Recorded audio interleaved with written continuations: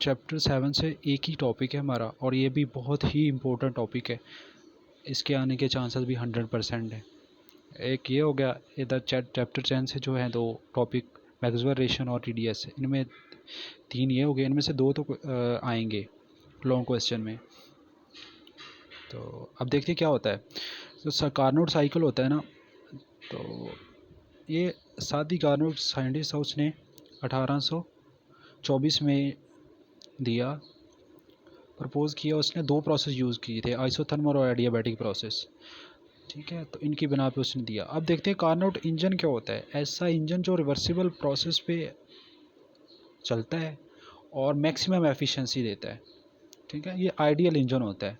Ideal engine ये है कि जो 100% एफिशिएंसी दे।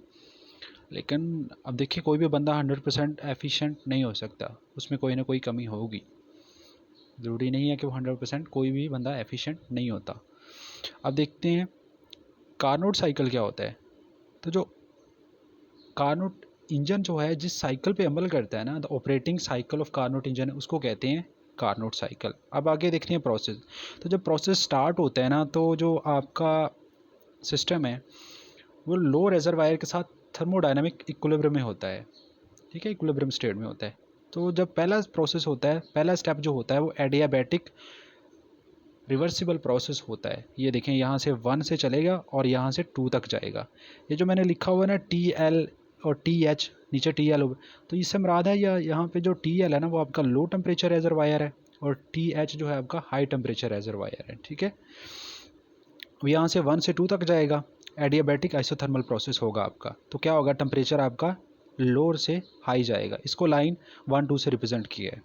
अब नेक्स्ट प्रोसेस क्या होगा आपका, आइसोथर्मल रिवर्सिबल आइसोथर्मल प्रोसेस होगा 2 से 3 तक, ठीक है। यहाँ से जो आपका सिस्टम है वो कॉन्टैक्ट उसका जो हीट रेजरवायर है ना हाई टेम्परेचर पे उसके साथ है, ठीक है। वो क्या करेगा, हीट अब्जॉर्व करेगा। QH जो है वो हीट अब्जॉर्व करेगा जो आपकी हाई टेम्परेचर रेजरवायर है, ठीक है। इस प्रोसेस में इसको जो 2 3 लाइन से रिप्रेजेंट किया है। इसी तरह नेक्स्ट प्रोसेस होगा आपके पास फिर एडियाबैटिक प्रोसेस, लेकिन ये पहले प्रोसेस के अपोजिट होगा। पहले में क्या था, आपका टेम्परेचर राइज़ किया था, यहाँ क्या होगा, यहाँ पे आपका टेम्परेचर डिक्रीज़ करेगा, हाई से लो की तरफ आएगा, ठीक है। ये 3 और 4 वाला प्रोसेस हो गया। उससे फिर क्या होगा, 4 से 1 तक जाएगा, और इस प्रोसेस को कहते हैं रिवर्सिबल आइसोथर्मल। और यहाँ पे जो हीट है वो आपकी रिजेक्ट होगी। यहाँ से वाई एक्सिस पे हम P लेते हैं और इधर हम V लेते हैं, वॉल्यूम, ठीक है। तो ये सारे प्रोसेस हो गए। उसके बाद आपने लिखना है एफिशिएंसी। तो एफिशिएंसी क्या होता है, वर्क ओवर एनर्जी। तो अब फर्स्ट लॉ ऑफ थर्मोडायनेमिक्स क्या होता है, Q is equal to DU plus W minus W होता है, ठीक है।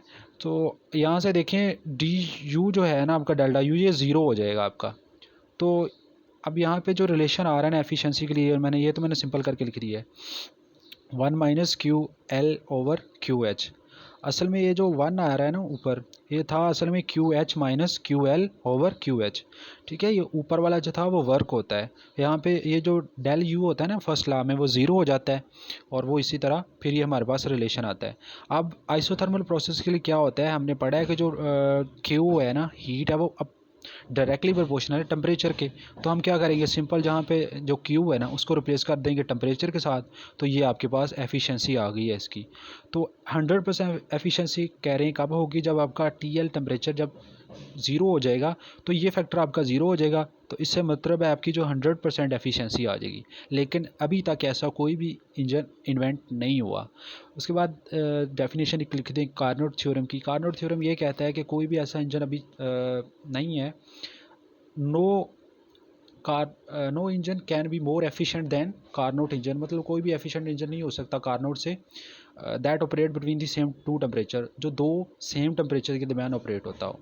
तो ये हमारा एक लॉन्ग क्वेश्चन है, इंपॉर्टेंट है, और ये आ सकता है, 100% इसके चांसेस हैं कि आएगा। बस ये हमारा 7 चैप्टर में से एक ही था, और बस